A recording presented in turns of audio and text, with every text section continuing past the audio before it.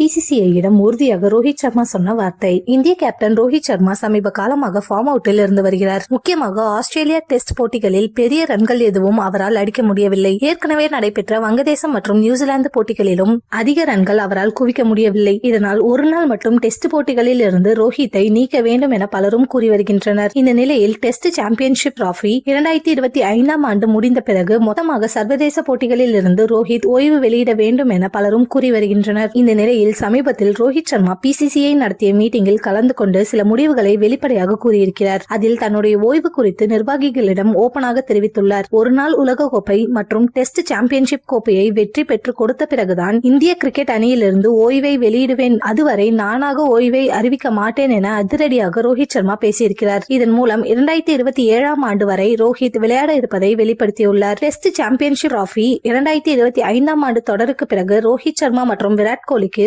இந்திய அணியில் வாய்ப்பு கிடைக்காது எனவும் கருதப்படுகிறது. இவர்கள் இருவரும் உள்ளூர் போட்டிகளிலும் அதிரடியாக விளையாடினால் மட்டுமே தொடர்ந்து வாய்ப்பு கிடைக்கும் எனவும் கூறப்பட்டு வருகிறது.